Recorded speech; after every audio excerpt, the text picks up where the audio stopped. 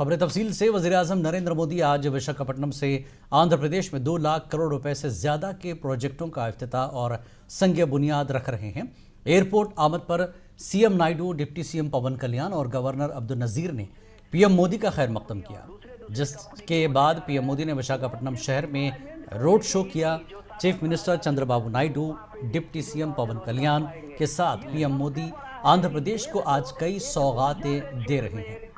PM Modi Visakhapatnam के करीब 1,85,000 करोड़ रुपए के जदीद तरीन एनटीपीसी ग्रीन एनर्जी लिमिटेड के ग्रीन हाइड्रोजन हब पर प्रोजेक्ट का संग बुनियाद रखेंगे। नेशनल ग्रीन हाइड्रोजन मिशन के तहत यह पहला ग्रीन हाइड्रोजन हब होगा।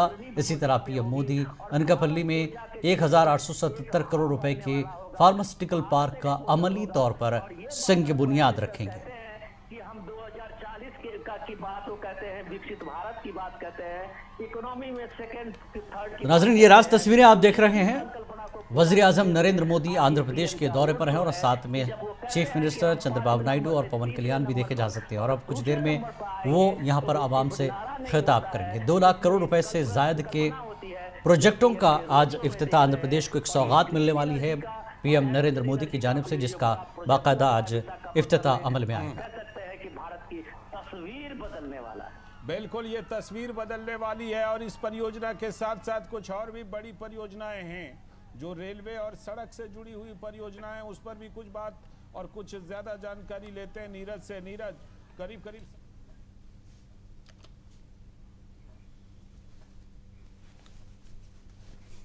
माता की, भारत माता की, भारत माता की। आंध्र प्रदेश के राज्यपाल सैयद अब्दुल नजीर जी, यहां के लोकप्रिय मुख्यमंत्री मेरे मित्र श्रीमान चंद्रबाबू नायडू जी, नेता अभिनेता डिप्टी सीएम पवन कल्याण जी, केंद्र सरकार में मेरे सहयोगी मंत्रीगण, राज्य सरकार के मंत्रीगण, सभी सांसद और अन्य विधायकगण, अन्य गणमान्य नागरिकगण, भाई और बहनों, आंध्र प्रजला प्रेमा मरियु అభిమానానికి నా కృతజ్ఞతలు, నా అభిమానాన్ని చూపినచే అవకాశం ఇప్పుడు లభించింది। मैं सबसे पहले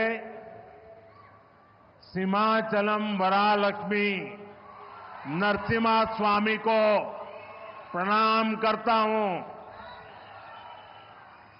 आंध्र प्रदेश गवर्नर श्री सैयद अब्दुल नजीर गारू, जननेता मुख्यमंत्री श्री चंद्रबाबु नायडू गारू, नेता मरियु अभिनेता డిప్యూటీ సీఎం పవన్ కళ్యాణ్ గారు, కేంద్ర ప్రభుత్వంలో నా సహచర మంత్రులు, రాష్ట్ర మంత్రులు, ఎంపీలు, ఎమ్మెల్యేలు మరియు ఇతర ప్రముఖులు, సోదర సోదరీమణులు, ఆంధ్రప్రదేశ్ రాష్ట్ర ప్రజల ప్రేమ మరియు అభిమానానికి నా కృతజ్ఞతలు।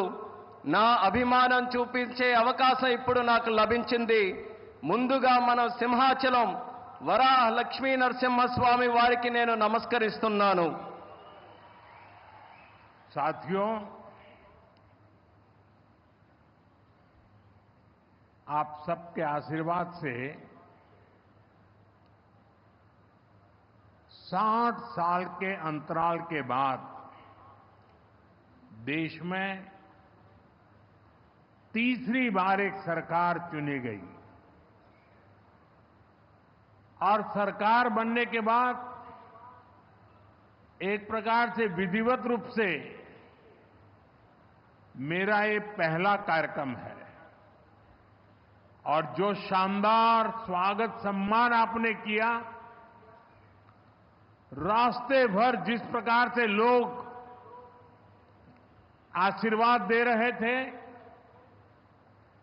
और आज चंद्रबाबू ने अपने भाषण में सारे सिक्सर लगा दिए हैं। उनके एक एक शब्द के स्पिरिट को, उनकी भावना को मैं आदर करता हूं और मैं आंध्रवासियों से, देशवासियों से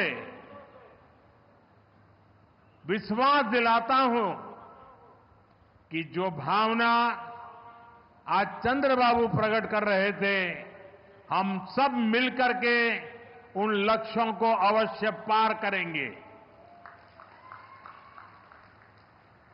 మీ ఆశీర్వాదంతో 60 సంవత్సరాల తర్వాత మూడోసారి మళ్ళీ కేంద్రంలో మన ప్రభుత్వం వచ్చింది.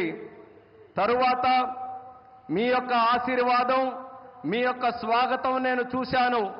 దానికి మించి మన అధినాయకుడు చంద్రబాబు నాయుడు గారు ఆయన స్పీచ్లో అన్ని విషయాలు కూడా కూలంకుషంగా చెప్పారు.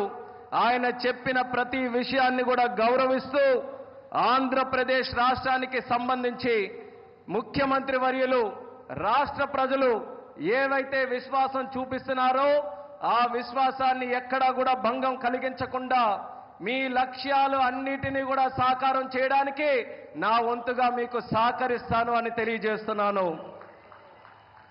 साथियों, हमारा आंध्र प्रदेश संभावनाओं का और अवसरों का, पॉसिबिलिटीज और अपॉर्चुनिटीज का राज्य है। जब आंध्र की ये पॉसिबिलिटीज साकार होगी तो आंध्र भी विकसित बनेगा और तभी भारत भी विकसित राष्ट्र बनेगा। इसलिए आंध्र का विकास ये हमारा विजन है।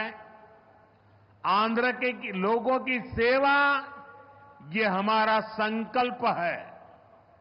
మిత్రులారా, మన ఆంధ్రప్రదేశ్ సాధ్యతలు మరియు అవకాశాలు కలిగి ఉన్న రాష్ట్రం. ఆంధ్రుల అవకాశాలు సాకారమైనప్పుడు ఆంధ్రప్రదేశ్ రాష్ట్రంతో పాటు భారతదేశం కూడా వికాసవంతంగా అభివృద్ధి చెందుతుంది. అందుకనే ఆంధ్రప్రదేశ్ రాష్ట్రం తాలూకా అభివృద్ధి మా విజన్, ఆంధ్ర ప్రజల సేవే మా సంకల్పం.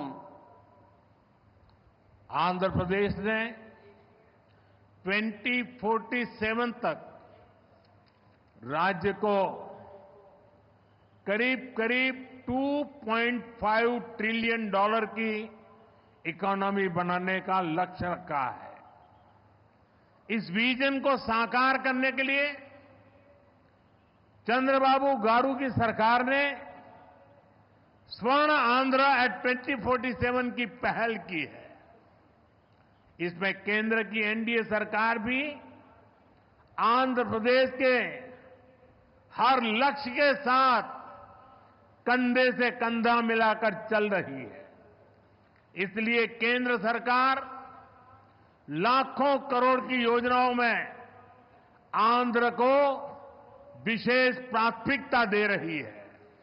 2047 సంవత్సరం కల్లా ఆంధ్రప్రదేశ్ రాష్ట్రంలో $2.5 ట్రిలియన్ ఆర్థిక వ్యవస్థగా తయారు అవ్వాలని లక్ష్యం పెట్టింది. ఈ విజన్ సాకారం చేసేందుకు చంద్రబాబు నాయుడు గారి ప్రభుత్వం స్వర్ణాంధ్ర ఎట్ 2047 అనే కార్యక్రమానికి శ్రీకారం చుట్టింది.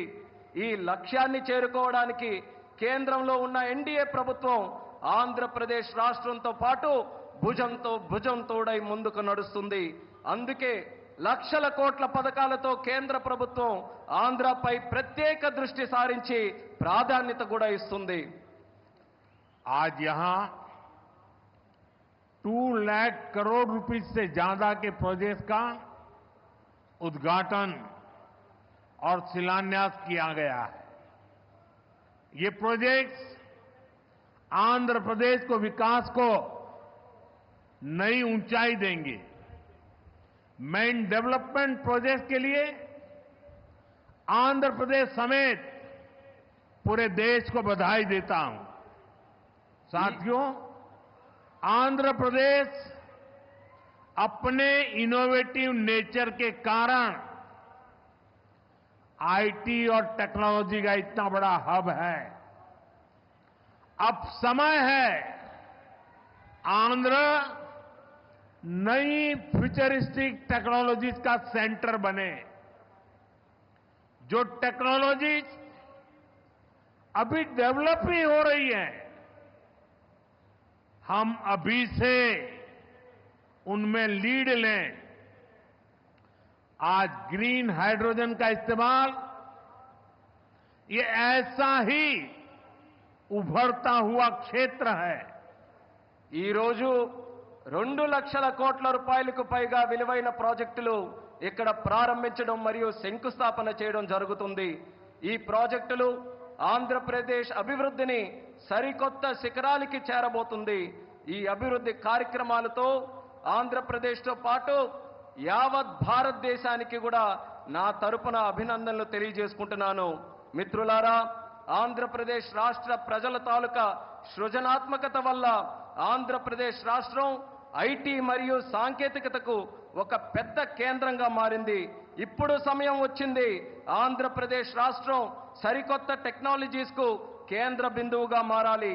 ఈ కొత్తగా అభివృద్ధి చెందుతున్నటువంటి టెక్నాలజీస్ కి ఆంధ్రప్రదేశ్ రాష్ట్రం సారథ్యం వహించాలి.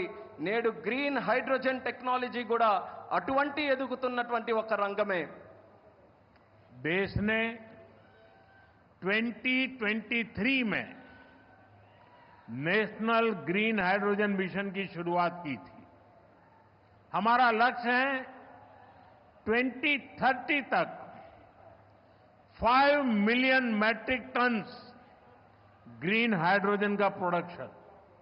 इसके लिए शुरुआती चरण में 2 ग्रीन हाइड्रोजन हब स्थापित होंगे, जिनमें से एक हमारा विशाखापट्टनम है।